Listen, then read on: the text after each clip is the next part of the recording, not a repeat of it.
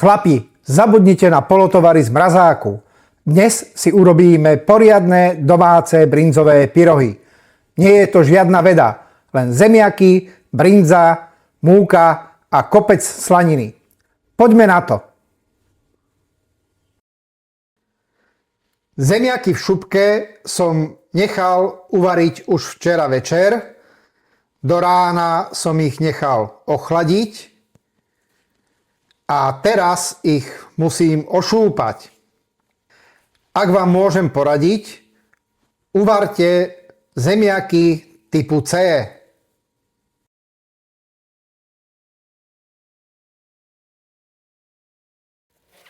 Menšiu cibuľu nakrájam na drobno.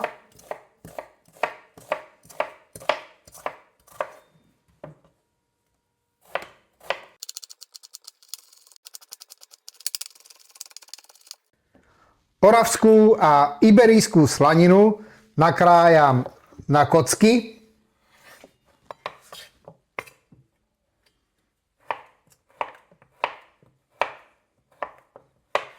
Ak nemáte iberijskú slaninu, kľudne môžete použiť obyčajnú bielu slaninu.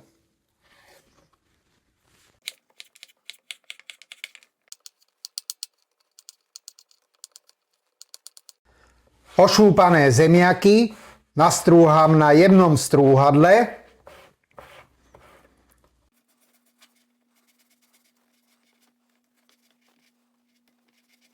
Z nastrúhaných zemiakov odoberiem 250 gramov.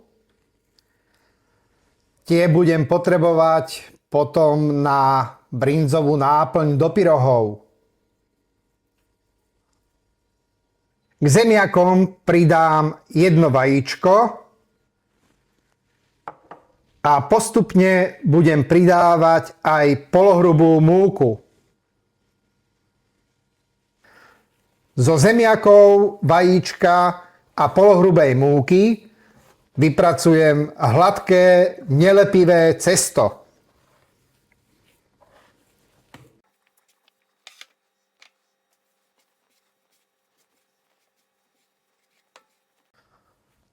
Múku ku zemiakom pridávajte postupne.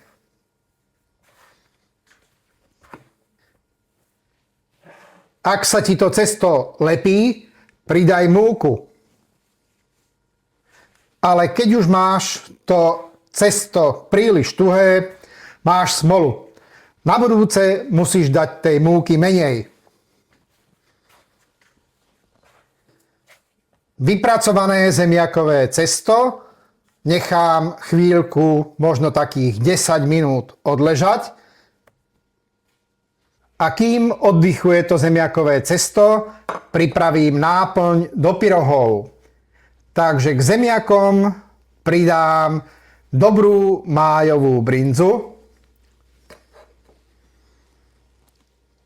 Brinzu so zemiakmi okorením čerstvo namletým korením 4 farieb. A brinzu so zemiakmi aj trochu osolím. S tou soľou to nepreháňajte. Ak je dobrá brinza, mala by byť aj trochu slaná.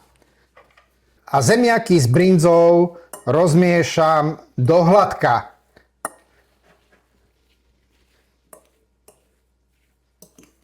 Držte sa pravidla, že koľko máte zemiakov, toľko musíte dať aj brinze.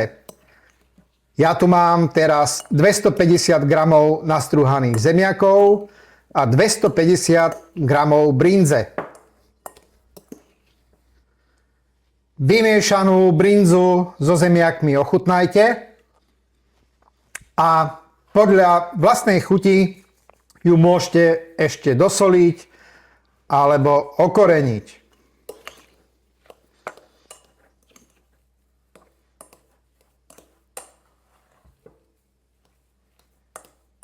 Pracovnú dosku posypem trochou múky a na nej rozvaľkám pripravené zemiakové cesto. Cesto rozvaľkajte na hrúbku asi také 2 až 3 mm.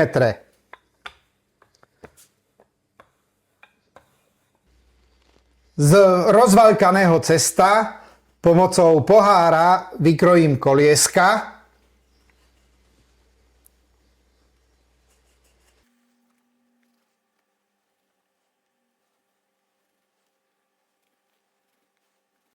Prebytočné cesto odoberiem, trochu ho premiesím a budem pokračovať vo vykrajovaní koliesok.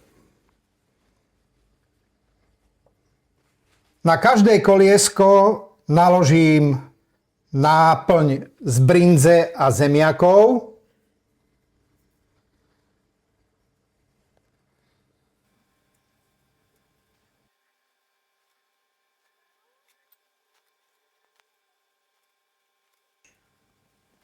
Tie kolieska zemiakové pofrkám trochou vody, aby mi potom pri preložení držali pekne pohromade a ostali uzavreté.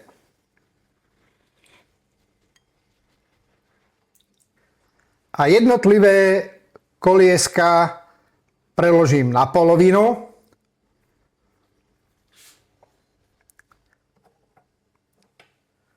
A vidličkou ich pevne spojím po okraji. Teraz by ste mali pracovať už relatívne rýchlo, lebo to cesto má tendenciu navlhnúť.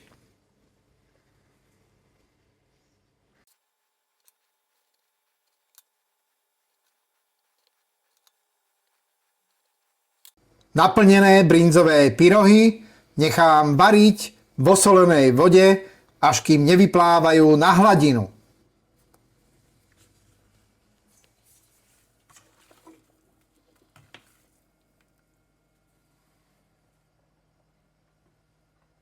Uvarené pyrohy premiestním do misky.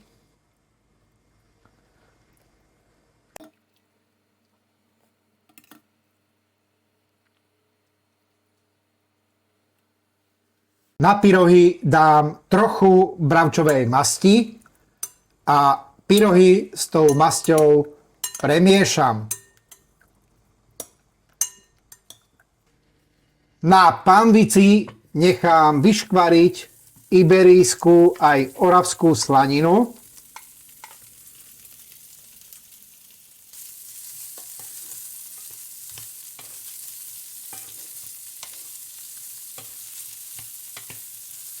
Vyškvarenú slaninu vyberiem z pánvice.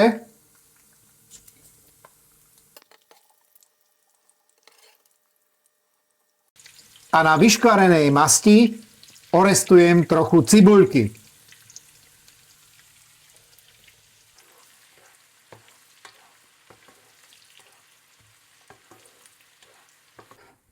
Cibuľka má takú jemne hnedú farbu, tak ju môžem odstaviť zo sporáka. Brinzové pyrohy môžem naložiť na tanier.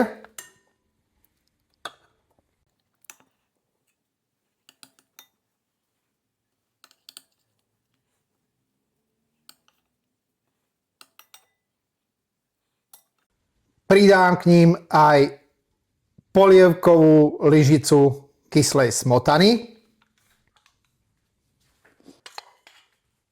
Prelejem ich trochou bravčovej masti so smaženou cibuľkou. Posypem ich vyškvarenou slaninou. No a nakoniec ich ešte ozdobím trochou čerstvej nasekanej pažitky. Hotovo! Smotana, slanina, poctivé zemiakové cesto. Toto ťa postaví na nohy po každej šichte. Recept máš dolu v popise. Odoberaj nás, nech vieš, čo uvariť na budúce. Dobrú chuť, chlapi!